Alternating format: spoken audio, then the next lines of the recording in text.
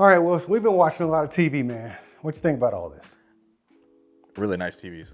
They're nice TVs, but dude, I know my mama said this. Did your mama ever tell you stop watching so much TV, it's gonna rot your brain out? All the time. Now we do this crap for a living. Oh yeah. It's crazy. Hey guys, welcome back to another episode of New Stuff TV, the Untechnical Tech channel. I'm your host, Antoine. Which one of these Hisense makes the most sense, Richardson? Because today we're doing the Hisense U7N versus the Hisense U8N, both in 65 inches of all of their glory. Well, so what you think, man? They look good, don't they? They're so bright. Can you tell a difference between these two TVs just by looking at them? In person, yeah. It's hard to see in camera though. I'm pretty sure. Dude, look at me, man. Whatever you're judging these TVs by, as far as like what you're seeing on camera, don't let that be the end all be all. Take our word for it. We're sitting here looking at these with our own two eyeballs. The camera does not reflect how these may or may not look because of different lighting conditions and all kinds of camera settings and stuff. So we're gonna tell you the real deal. Wilson, which one of these is actually the brightest TV that you're seeing right now? But before you say that, I want to tell you guys, we do have them on the exact same settings. We went through and set everything, right? Oh yeah. To the exact same settings. Right now, we're watching a YouTube video at 2160 by 60? 2160, 60 frames a second. Yeah. Yeah. Is that 4K 60? 4K 60. And then we have both of them on, let's see here. Both of them should be on like HDR Vivid. Yeah, HDR Vivid. Yeah, that's it. So we got them both on HDR Vivid. So which one of these is the brightest? Definitely the U8. I'm picking the U8 all day. Especially, okay, so as far as numbers go, let me see. This is a great... Dude, this is a great demo. Y'all probably can't see this, but man, the blacks over here are struggling like so banding. bad. Yeah. Banding like crazy. But this was a lot better. I still saw a little bit of banding, but it was so much better. Where was I going? Oh, the brightness. So what are we at? This gets up, the U8N gets up to 3,000 nits, whereas this one only gets up to about 1,500 nits. And it's showing in some of these photos or little clips. So something like this, if you look at the whites, you see more detail in the whites around the orange peel right there. And in here, the whites are still bright, but they're a little bit more blown out, so you can't see as much detail. And there was a picture of a cat. Was it that white cat that maybe like squint my eyeballs? Oh, in the beginning, yeah. This is another good one. You see the banding right here? I see a little bit of banding going on around there. Yeah, it's hard to see in video. Yeah, but there's some circumstances where you can't see it. And let me tell y'all, man, the U7N is a fantastic TV. I had a great time using it for the time that I used it when I first did my initial impressions. Great TV. It's not until you start comparing things to where it kind of just steals your joy. Of course, there's always going to be something better than what you're looking at. It's just a matter of which one it makes more sense for you to get. So let's just go through here real quick and figure out which one is going to look better. What is all this noise on that popcorn? I think that's just on the video itself. It has to be because it's on the bottom too. Yeah, this is a weird shot. Okay, there we go, normal picture. All right, so let's just go into some things that I wrote down because I didn't want to forget. Ooh, you know, we will start with the physical TV, physical hardware and attributes. All right, first off, let's talk about how heavy this joint is. I don't know how much these TVs weigh, but Wilson looked it up earlier. You figured out what? This is like 70 something pounds. This one is 70 something? It's like 72, I believe. But you said it was like 32 pounds. It's like 30 pounds more than the U7. This TV got some weight. The U8N is heavier, significantly heavier. Wilson says like 32 pounds heavier than the U7, which, you know, that explains a lot because this one has a lot more hardware in it, lots more dimming zones and all kinds of stuff going on in here. And it has a better sound system. So when it comes to that sound system, I'm not gonna show you the back because that's, actually Wilson, can you come back here? Yeah, let's see if you can circle back, see what we got going on in the back there. You know, can you see that, Wilson? Yeah, we can see it. All right, so you got your subwoofer up here, and then you got some drivers up here, because you got, I think it's like 2.1.2. Let me look at my notes real quick. So you got a 50 watt 2.1.2 stereo system built into the U8N, and you can see it right back here. That's why you got this bigger back panel. But over there on the Hisense U7N, you got a subwoofer, but your speakers are lower, so you're not going to get much more height as you would with the U8N. And it's just it's not as premium of a speaker system. So that's a physical attribute right there. Now, when we come around to the front, I want you to look at these, the little feet that's on here. This is a flat metal foot, okay?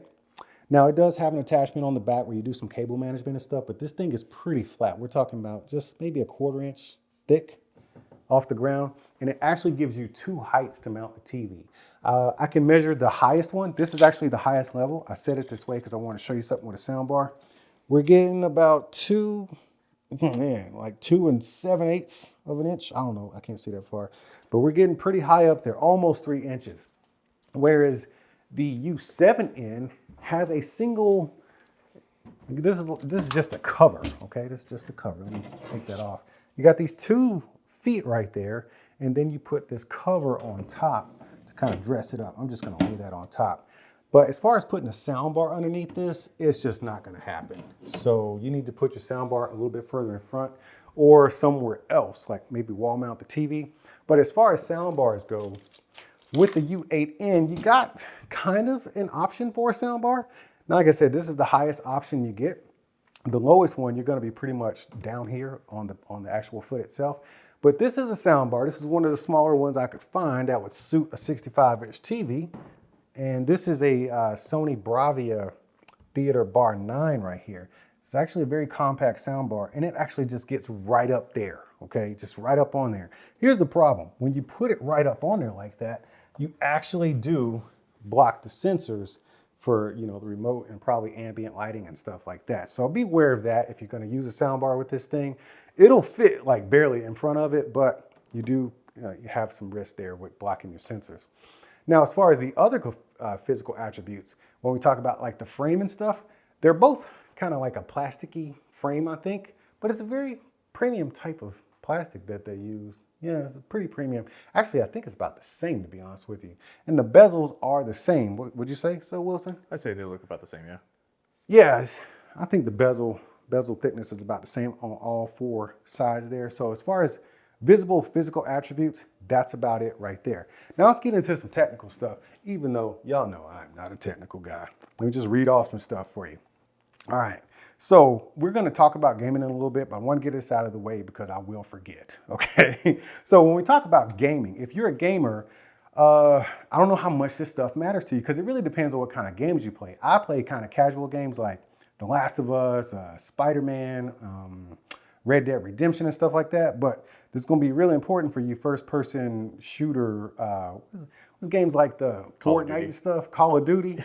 Yeah, man, you gotta be on point, man. The dudes are serious about it, bro. Oh, yeah. Like, seriously, it's life. So latency, is a big deal. So with the U7N, you're getting 144 hertz refresh rate, but you're getting 13.2 milliseconds as far as input lag.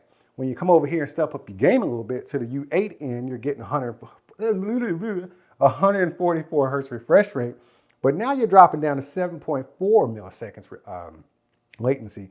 That's a big deal to a competition gamer, right? I mean, it's almost That means life or death. Yeah. That is literally life or death. It's like I pull the trigger, it doesn't shoot, and now I'm dead. Like that's a big deal, right? So you get that as far as gaming. We'll go back to that in a moment, but I wanted to just kind of tell you guys before I start going off on my tangents. What we have noticed here, Wilson, we've talked about this, man. When it comes to brightness, being bright is great, but only if you can control the light. Now, in my opinion, let's look at this one real quick. All right, which one you picking for brightness and detail? The U8. I feel like the U7 is brighter, but the U8 is actually giving us more detail and a better picture on that particular scene. Here, we're very close. We're neck and neck. You getting this, dude? You getting that? Look at them peppers. Look at them peppers. What you think, man? What you think? Which picture looks better? Nice. I can't, you know what?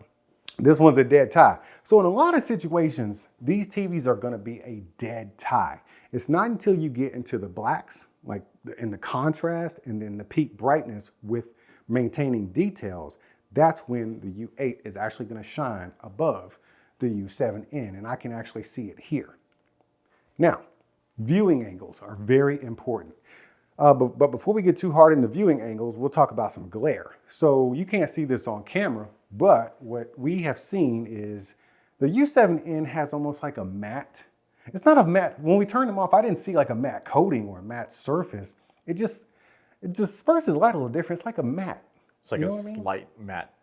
Yeah, it's like that shower glass or, like the frosted glass or something like that. Yeah, very minimal though. Yeah, it doesn't harm the picture at all. It just seems like light is dispersed a different way. That way it doesn't really reflect the actual image. You know what I'm saying? Yeah. To me, this one is actually a better performer when it comes to reflections because of the matte appeal to it. This one is more like just a glass finish, okay? It looks premium and it feels more premium, but you're gonna get more of a glass light reflection where you can actually see that light and where it's coming from and everything. Now, as far as viewing angles, that's where me and Wilson had a fight. And I won because it's my channel. No, man, I had to show Wilson that it kind of depends on your viewing angle. So if you're like out here, actually they both pretty much neck and neck right here, and I'm almost 180 degrees out. But let's say, I'm gonna go over here, Wilson. You stay right where you're at. Catch me over here. Hey man, don't be talking about my house, okay? I just destroyed my house so you guys could come in here. And so we talk about all the messes in my house. I got a lot of stuff going on here. I got AVR, I got gloves, you know what I'm saying? I got stuff all over the place. Anyways, I've digressed again. But when you're over here, right, you can see just a tiny bit of washout, but this is a very, very highly viewable and desirable picture. Both of them actually look very good. I will tell you that the U8N looks it just maintains the color just a little bit better off axis. When you get in front of them, which is gonna be right about, I'd say right about here. So as far as viewing angles from a couch, you can sit on either side of a long couch and still get a proper image where it's gonna be pretty much accurate to what the TV is actually showing. It's not until you start stepping out smaller than a 45-degree angle to where you're probably gonna be like, okay, I noticed the color wash out a little bit, but it's still gonna be very, very viewable. And so if you got a big game going or something like that. So Wilson, let's go. Sit on the couch over there, man. Gotcha. All right, now check out the TV. I like the look of the U8. Okay, how much better is it though? From here, pretty drastic. Let me come and sit over here. Images. I'm gonna come sit over here. Let me sit over here. I say so. You can tell from the colors. Oh man, yeah, you're right. This one looks a little bit more washed out and faded, just a little bit. Not too much though. But is it watchable? Is it doable? It's watchable. Does it make you just say, hey, can I get a better seat? Honestly, we're comparing these two TVs, so if you had the U7, I'm sure you wouldn't really complain much. I don't think you would. You probably wouldn't even. Ignorance is bliss. You know what I'm saying? Definitely. Yeah. So to me, viewing angles are very similar, but I will give a slight edge to the U8N if that's something that's important to you. Now let's get into gaming performance. Gaming performance is actually slightly better on the U8N with, just like the input lag, of course, but that's something you wouldn't know. But I think the way it handles color and motion, it does it just a little bit better with the U8N. Now with video performance, you're seeing it here. We're just watching a YouTube video, right? But if you're watching a movie or something like that, we were testing out, what was it? Underground 6? 6 Underground. 6 Underground. What was the difference for you? The U7 was more washed out than the U8. Yeah, okay, and that's on the same settings, and it was HDR, no, it was Dolby Vision Dolby Vision Dark, that's what it was. The blacks are just better with the U8N. The contrast is just better with the U8N, and it is clearly visible when you're looking at movie content, and even this stuff right here. I'm getting better contrast from the, actually, wait a minute, let me make sure. Yeah, look at the shadow of the hand. Yeah, man, it's just a better overall TV. And when I say that, let's talk about price, because what do you pay for when you pay for better overall? Retail pricing goes like this. You got $1,000 for a 65-inch U6 or U7N. And then you step it up a notch, actually about a few notches, to $1,500 for the U8N, right? This is retail price. But as the shooting of this video, it's almost Black Friday, baby, so we got some deals going on. So down from $1,000, we got $700 on the U7N, and then we take it all the way down to $900 for the U8N, which makes me say that out of these two Hisense, this one, the U8N, makes more sense because it's just $200. I know $200 is a lot of money for some people, especially when you're already pulling $700 out of your wallet. But Wilson, what do you think about that? Is it worth just forking up the extra money? It definitely is. Go call your uncle up. If you in Best Buy and you're looking at these two TVs, call your uncle and say, "Unc, I need $200, man. Can I get 200? Because I want the U8N. They got the 7 here. They got the 8. The 8 is just the overall better deal, overall better TV. I need that U8N." So that's a definitive decision from me and Wilson. Wilson, you want to take responsibility in this? Sure. Okay, because I like throwing you under the bus. You always do. I always do. I have no problem. Either way, I'm not an expert in this kind of stuff, but what I do know is this is a better value right now at the time of this video at $900 versus $700. You're getting quite a bit more TV, man. It's definitely worth the extra money. Wilson, did I leave anything out? No, I believe that's everything. Other than just better contrast, better brightness. Yeah, Better Hisense, you saturation. did a good job, man. Good job. Both of these are great TVs. If you got a U7N or if you only have U7N money right now, don't be ashamed of what you're doing right here. This is a fantastic TV.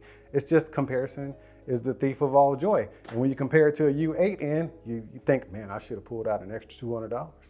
Y'all keep being good to each other, and I'll see you when I see you.